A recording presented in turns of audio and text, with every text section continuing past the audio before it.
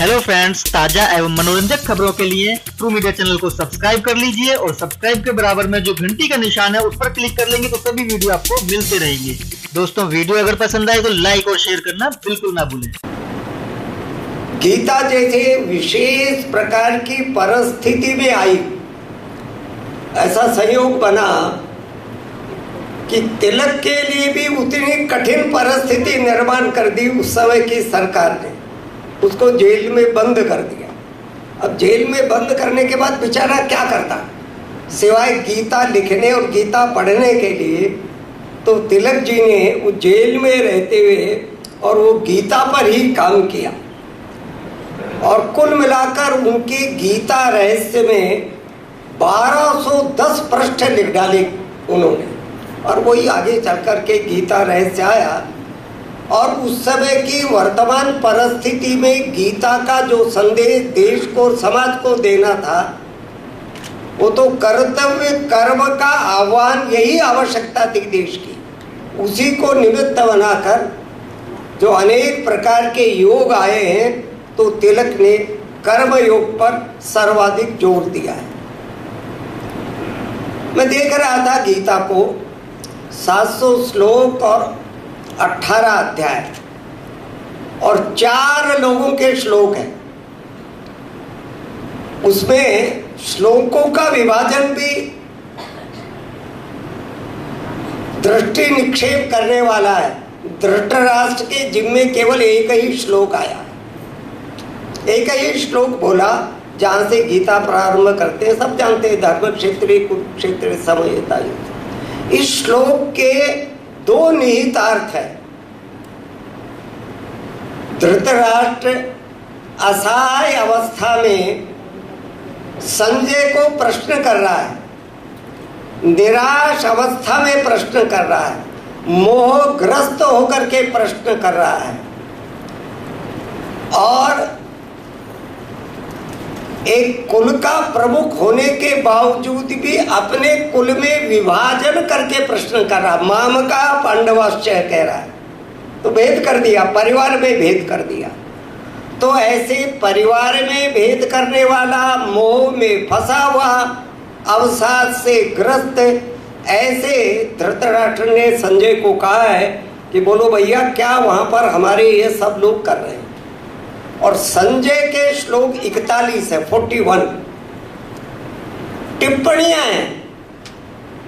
सारे संजय के जितने श्लोक हम देखेंगे गीता में, वो उस समय की परिस्थिति पर और अर्जुन और कृष्ण के संवाद को लेकर टिप्पणियां हैं। तो उसके 41 हैं और अर्जुन के श्लोक 84 है, 84 है और सर्वाधिक श्लोक 574 श्री कृष्ण से कहलाया।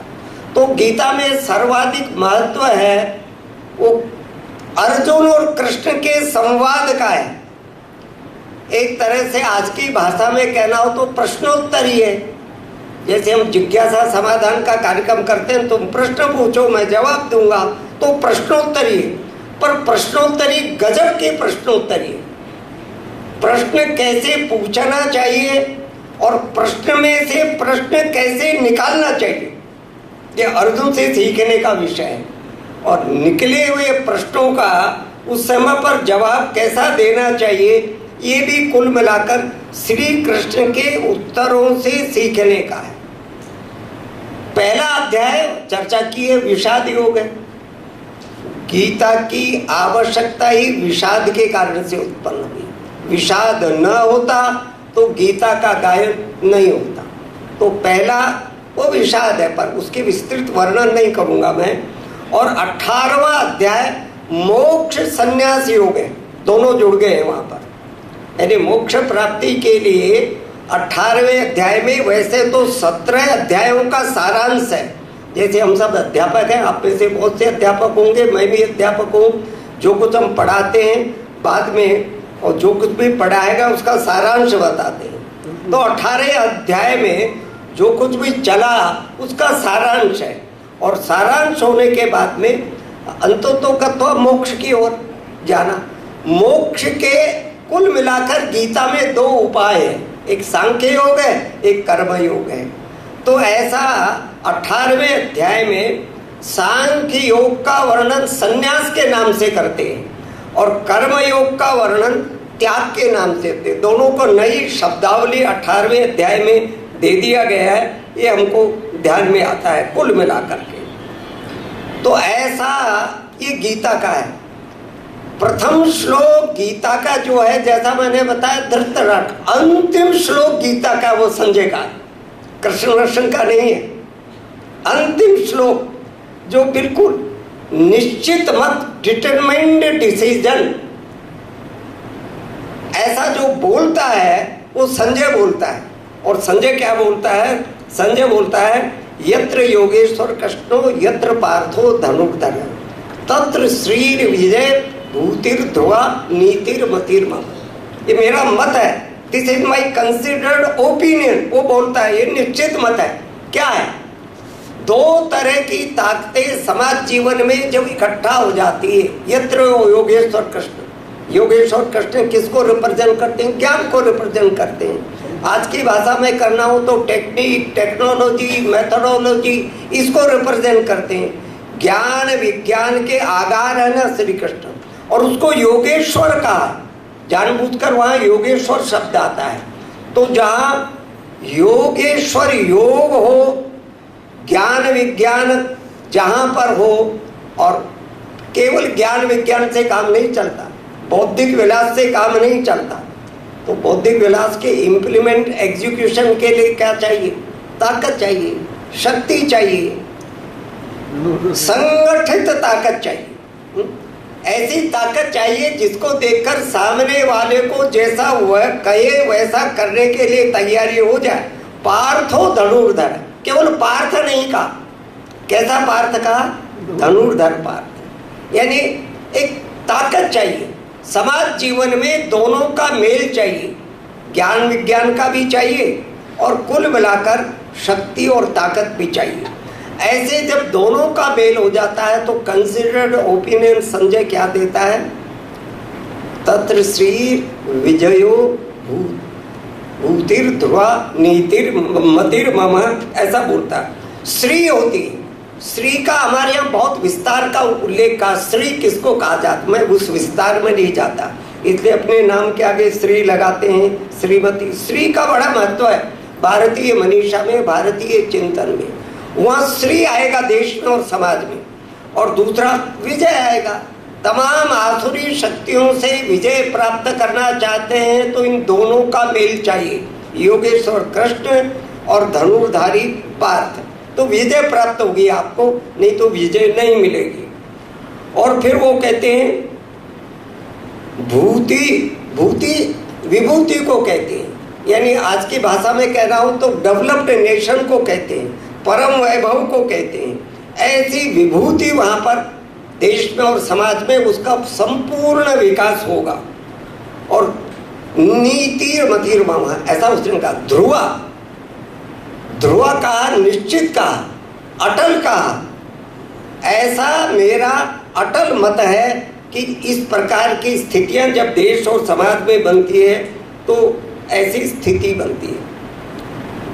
फिर थोड़ा सा कर्मयोग की बात करूंगा और थोड़ा क्राइसिस मैनेजमेंट की बात करूंगा। हम सब जानते हैं कि अर्जुन ने कृष्ण को कहा कि तुम जरा दोनों सेनाओं के मध्य में मेरे रथ को खड़ा कर दो, मैं ऐसे सामने देखूंगा। देखने भर से शत्रु के तमाम लोग पलायन कर जाएंगे, युद्ध करने की जरूरत नहीं पड़े। ऐसा अहंकार था।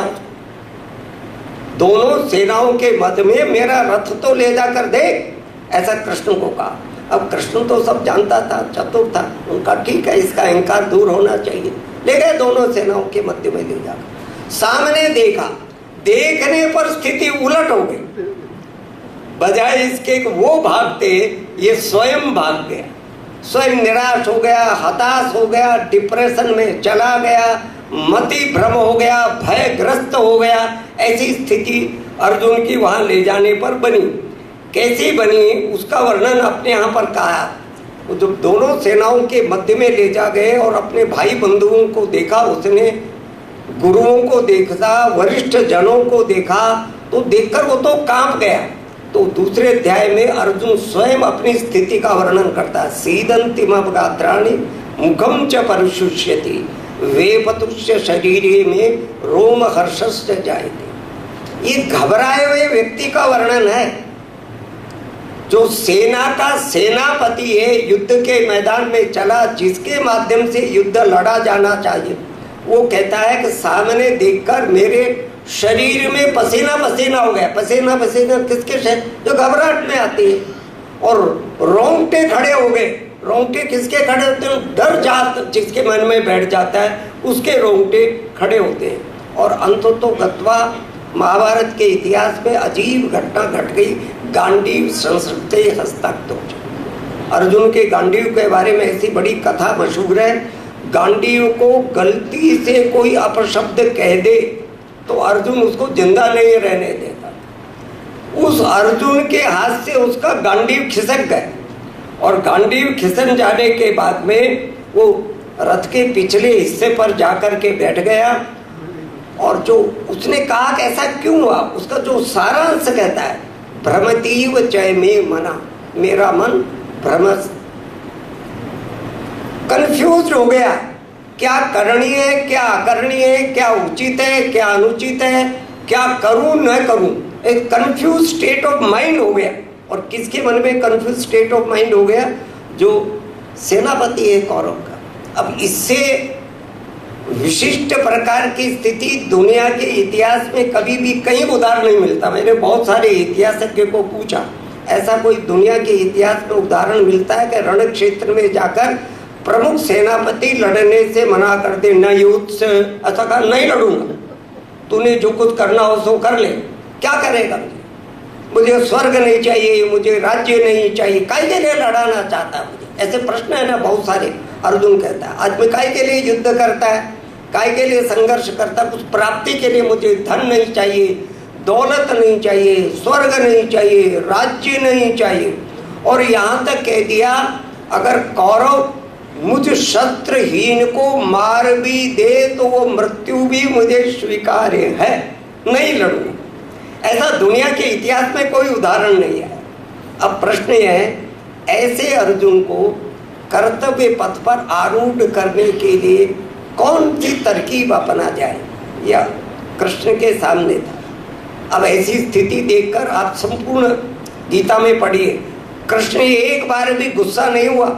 ये नहीं कहा निकम्मा तेरे को इसीलिए तैयार किया था, क्या अपन होते तो ये होता तो क्या है, अरे यहाँ लीड कर दी जाकर के युद्ध के मैदान में, ऐसा बेवकूफ है तू, गधा है, पता नहीं क्या क्या शब्द प्रयोग करते। अब संपूर्ण गीता में कृष्ण के द्वारा अर्जुन के दिए गए संबोधन को पढ़िए।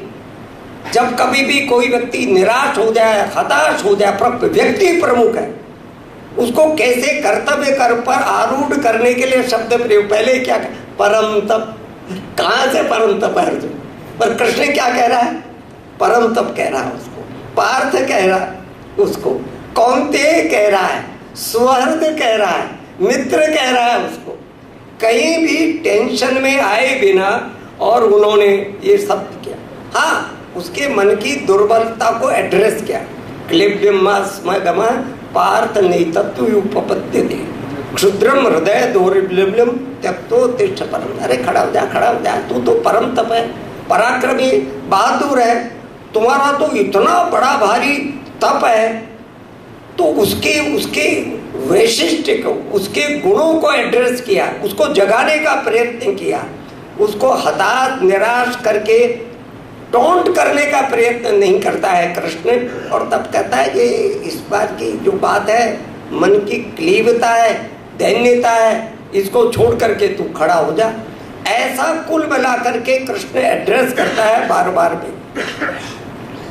परंतु संपूर्ण गीता में कृष्ण और अर्जुन के संवाद का वैशिष्ट्य है, अर्जुन प्रश्न करता है, कृष्ण जवाब देता है। तो कहता है हाँ नहीं तुम्हारी बात तो ठीक है, किंतु करके अगला सवाल दाग दो। सारी गीता पढ़ी, सारी गीता में अर्जुन का प्रश्न होता है, प्रश्न होने के बाद में श्री कृष्ण भगवान उसका उत्तर देते हैं। उत्तर से असहमत तो नहीं हो सकता, परंतु नया प्रश्न, किंतु करके नया प्रश्न लाते हो। सारे गीता के प्रश्नोत्तरी में इसी प्रकार का प्रश्न है। आखिर भगवान कृष्ण वर्णन करते करते कभी सांख्य योग को श्रेष्ठ बताते हैं और कभी कर्म योग को श्रेष्ठ बताते हैं। अब यहाँ कंफ्यूज हो जाता है अर्जुन, और कंफ्यूज हो जाने के बाद में सीधा सीधा सवाल करता है, संन्यासम कर्मणाम कृष्ण पुनर्योगम च संशयसे यच्छेहे यतयोरेकम तन्मे ब्रूहि सुनिश्चितम। अपने गुरु से, अपने श्रेष्ठ से, अपने मार्गदर्शक से, अपने को गाइडेंस देने वाले से कैसा पूछना चाहिए। अब कृष्ण तो संन्यास धर्म का जब वर्णन कर रहा है तो कृष्ण जैसा उसके गुणगान ही करेगा ना, नहीं तो संन्यास और ज्ञान मार्ग के लोग उससे नाराज हो जाएंगे। कृष्ण दोनों को साध रहा है। और जब कर्मयोग का विशेषताएं बताते हो तो आप देखिए गीता भरी पड़ी है कर्मयोग की विशेषताओं से। कर्मयोग कैसे विशिष्ट है।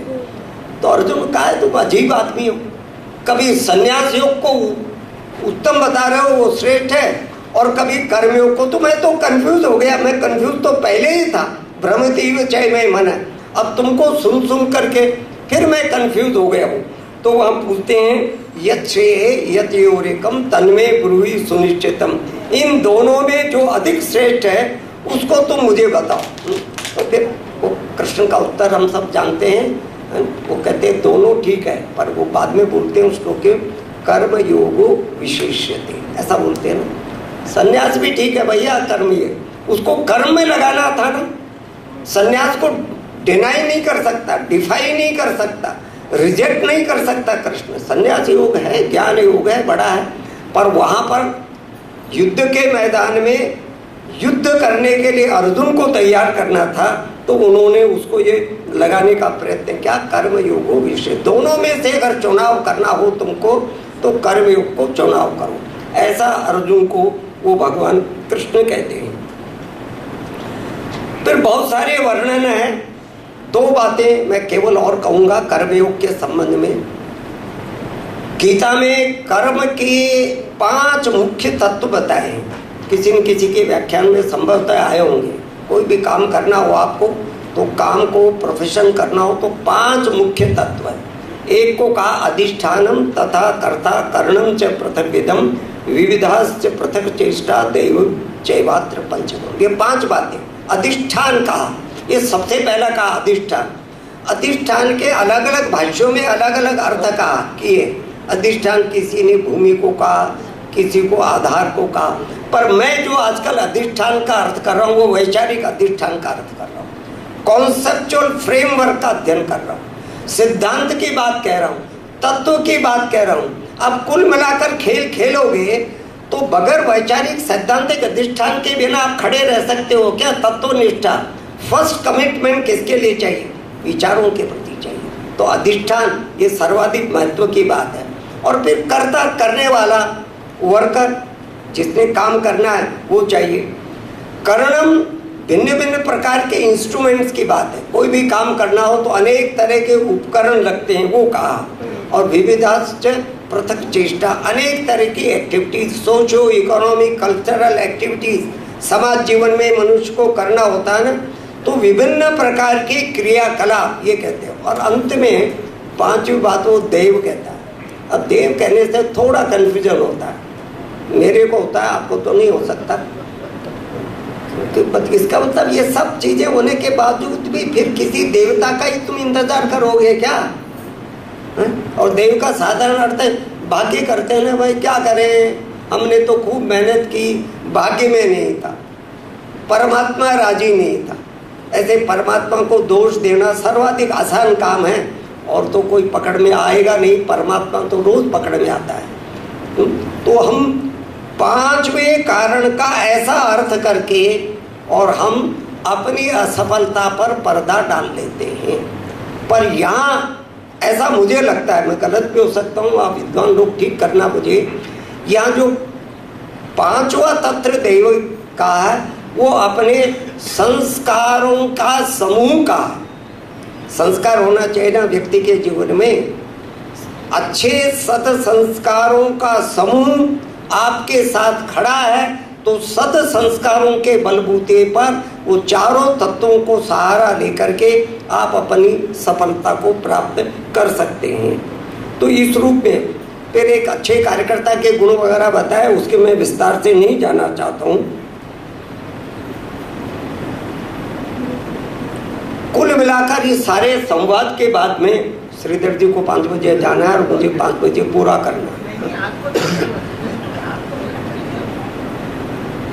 तो कुल मिलाकर ये सारे संवाद का पटाक्षेप कहाँ होता है? सारी वार्ता करने के बाद में श्री कृष्ण कहते हैं, भैया मैंने तेरे को खूब पढ़ा दिया, विमृशेत अतिशेषेण, ये कहते हैं, और आप तेरी इच्छा हो जैसा कर। भैया मैंने तेरे को इतना सब कुछ गुहिये से गुहिये गीता ज्ञान मैंने तुमको सुना दिया, गुहियात गुहिया, ऐसा जो महा सीक्रेट है, सीक्रेट से सीक्रेट चीज मैंने तुमको बता दी है।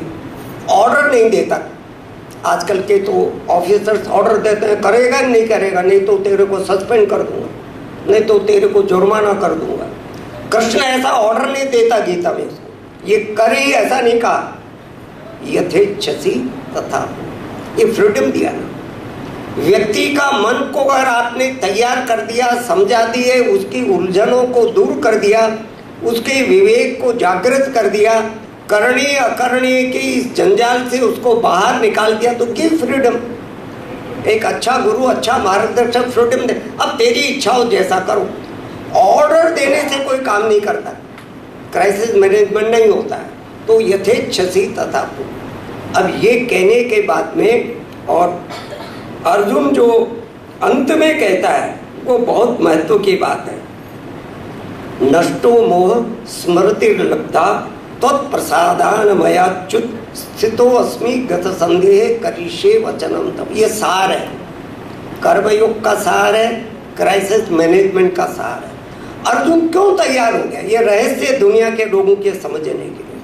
गीता एक ऐसा छोटा सा ग्रंथ है, दुनिया की सर्वाधिक भाषाओं में उसका ट्रांसलेशन हुआ है। गीता ऐसा ग्रंथ है जिस पर देश में और विदेश में सर्वाधिक भाष्य लिखे गए हैं और अभी भी लिखने वालों की लाइन लगी हुई, पूरे नहीं हुए, इतना अधिक है। तो यहाँ क्यों अर्जुन तैयार हो गया? जो लड़ने के लिए तैयार नहीं, जिसको न स्वर्ग चाहिए, न राज्य चाहिए, न धन दौलत चाहिए, न यश चाहिए, न कीर्ति चाहिए, सामने खड़े हुए अपने भाई बंधुओं को, इन सबको मारने के लिए और युद्ध करने के लिए अर्जुन क्यों तैयार? उसका रहस्य इस अर्जुन के इस अंतिम श्लोक, नष्टो मोह। व्यक्ति अपने कर्तव्य कर्म से च्युत कब होता है? स्खलन कब आता है? अपने कर्म पर आरूढ़ कब नहीं होता है? मोह के कारण। मोह क्योंकि मोह हो गया था ना, उसके गुरुजनों का मोह हो गया था ना, वरिष्ठों का मोह। तो क्या कहता है अर्जुन? कहता है, हे कृष्ण, तूने जो कुछ ये पापड़ बेले हैं उसके कारण से क्या हो गया मेरा? नष्टो मोह स्मृतिर्लब्धा। ये दूसरी बात कहता है, ये भी महत्व की। अभी तक मैं अपने को भूले हुए था, हु एम आई, मुझे यही पता नहीं था। अपने देश के इतिहास में यही हुआ ना, हम भूल गए हम कौन है। देश के नाम से भी भूल गए और समाज के नाम से। इस राष्ट्र की अस्मिता क्या है, इस राष्ट्र का अस्तित्व क्या है, इस राष्ट्र की आइडेंटिटी क्या, उसी को भूल गए। अपनी आइडेंटिटी को भूल गए, हम कौन है, कंफ्यूज है। अब किसी जाति के हैं, किसी पंथ के हैं, किसी संप्रदाय के, किसी भाषा को बोलने वाले हैं, किसी प्रांत विशेष के, हमारी सामूहिक आइडेंटिटी क्या, उसको भूल गए। तो यहाँ अर्जुन कहता है, नष्टो मोह स्मृति लगता, मुझे स्मृति आ गई, जब मैं भूल गया था अपने आप को, स्मृति प्राप्त हो गई। तो प्रसादान मयाच्युत। देखो यहाँ पर अर्जुन कृष्ण को जो संबोधित कर रहा है, हे अच्युत, आपकी कृपा से। संबोधन बड़े महत्व का है। अच्युत कौन होता है? अच्युत वो है जो कभी भी अपने पथ से डिगता नहीं, जिसके जीवन में स्खलन नहीं आता, जिसके जीवन में कमजोरी नहीं आती, जिसका एथिकल ग्राउंड कभी डिगमगाता नहीं। किसकी बात आप स्वीकार करेंगे? किसकी बात मानेंगे? जो स्वयं भ्रष्ट है, स्वयं करप्ट है, जिसके जीवन में कोई ध्येय नहीं, कोई उद्देश्य नहीं, जिसका जीवन ग्रहण करने लायक और अनुसरण करने लायक नहीं। ऐसे व्यक्ति के कहे हुए उपदेश के अनुसार आप काम करने के लिए तैयार हो जाएंगे? नहीं होंगे। अर्जुन क्यों तैयार हो गया? उसके सामने कैसा गाइडेंस फिलोसफर था, कैसा टीचर था, कैसा उपदेशक था, जो अच्युत त्वत्प्रसादानमय अच्युत, हे अच्युत आपकी कृपा के कारण से मेरा मोह नष्ट हो गया है और स्मृति प्राप्त हो गई। आगे वो कहता है स्थितो अस्मि, मैं अपने आप में स्थित हो गया हूँ। अपने शब्द चलता है, तू स्वस्थ है कि नहीं? मैं स्वस्थ हूँ। स्वस्थ का अर्थ क्या है? जो स्वयं में स्थित होता है वो स्वस्थ होता है, जो स्वयं में स्थित नहीं होता वो बीमार होता है। तो मैं अपने आप में स्थित हो गया हूँ मैं। और फिर कहा स्थितो अस्मि गत संदेह है, डाउट मेरा जो था ना, भ्रमति व चय में मना, वहाँ से शुरू हुआ था ना, अब मेरे सारे डाउट रिमूव हो गए हैं। इसलिए आप जैसा कहोगे वैसा मैं काम करने के लिए तैयार हूँगा। ऐसा कुल मिला करके गीता का ये संदेश हमारे सामने। एक बात और कह करके मैं अपनी बात को पूर्ण करना चाहता हूँ। 2-3 बातें गीता में और आती बड़े महत्व की। कर्म के प्रिंसिपल्स तो बहुत हैं, कर्मयोग के प्रिंसिपल्स है, मैं उसके विस्तार में नहीं जाना चाहता, परंतु गीता में समत्व पर बड़ा जोर है। सुख दुखे समय कृत्वा लाभा लाभो जय। स्थित प्रज्ञ का भी जब लक्षण बताते हैं तो यही बताते हैं। ये जो समत्व भाव है, समत्व दृष्टि है, जीवन में समत्व लाने का काम कठिन काम है। जो लाया था वो महापुरुष हो जाता है, वो उसके माध्यम से सफलता मिलेगी मिलेगी। तो समत्वम योग उच्यते, योग की डेफिनेशन भी गीता समत्व के नाम से ही कहती है। अब गीता के बहुत सारे श्लोक हैं जो समत्व पर जोर देते हैं। तो एक बड़ा महत्व का संदेश हम सब लोगों के लिए सीखने के लिए है, ये समत्व भाव प्राप्त होना चाहिए। फिर गीता में मैं संघ का संशयक हूँ, तो मैंने गीता में खोजा कि भाई ज्ञान योग है, भक्ति योग है और कर्म योग है, और भी कोई योग है क्या? तो मुझे गीता में एक और नया योग दिखाई दिया। उसको मैंने नाम दिया संगठन योग। संगठन करना है ना, सब संगठित कार्य शक्ति चाहिए ना। आखिर असंगठित रहने के कारण से देश और समाज की दुर्दशा हुई ना। कोई कमी नहीं थी इस देश के लोगों के पास, ज्ञान की कमी नहीं थी, धन की कमी नहीं थी, वीरों की कमी नहीं थी, असंगठित थे। तो संगठित जब तक ये देश समाज की संपूर्ण शक्ति सब भेदभावों को बुलाकर संगठन सूत्र में पिरोने, मैं विस्तार के कारण से समय की सीमा के कारण से नहीं बोल रहा हूँ इस समय पर संगठन योग अपने आप में एक बड़ा महत्व का योग है। और गीता के जो 3 योग हैं, 3 योग के बारे में इंटरडिपेंडेंट है, वो इंटरवोवन है, कॉम्प्लीमेंट्री है। एक योग के बिना दूसरा योग अधूरा है। केवल ज्ञान योग से काम नहीं चलेगा, केवल कर्म योग से काम नहीं चलेगा, केवल भक्ति योग से काम नहीं। काम कब चलेगा? जब तीनों योगों का समन्वय होता है तब काम चलेगा। कर्म के बिना ज्ञान लंगड़ा है, लूला है, कि ज्ञान क्या करेगा बेचारा। और ज्ञान के बिना कर्म अंधा है, उसको यही पता नहीं, दौड़ता रहेगा, कहाँ दौड़ रहा है, कहाँ चल रहा है, कौन सी दिशा में चल रहा है, कौन देता है ज्ञान। और भक्ति क्या देती है? डिवोशन देती है। किसी भी काम को सफलता के ऊंचाई पर पहुंचाने के लिए आप कितने डिवोशन से काम करते हैं, आपकी ऊर्जा बढ़ जाती, आपकी एफिशिएंसी बढ़ जाती, काम करने की ताकत बढ़ जाती। तो गीता के भीतर हमको ध्यान में आता है ये तीनों प्रकार के योगों का एक समन्वय करने का प्रयत्न किया है। और अंतिम बात कह करके मैं अपनी बात को पूरा करता हूँ। गीता में कृष्ण हमको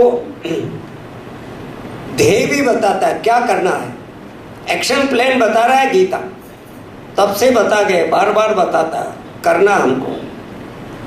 एक्शन प्लान क्या है, करना क्या है? तो कहा ना, यदा यदा ये धर्म से ग्लानिर्भवति भारत अभ्युत्थानम धर्मस्य तदात्मानं सही। अधर्म का अभ्युदय हो जाए, यानी पापाचार, अनाचार, अत्याचार, व्यभिचार, घोटाले, माफिया, यही है अधर्म। ये बढ़ जाए, धर्म नीचे चला जाए, तब तक मैं जन्म लेता हूँ, ऐसा उसने आश्वासन देता है।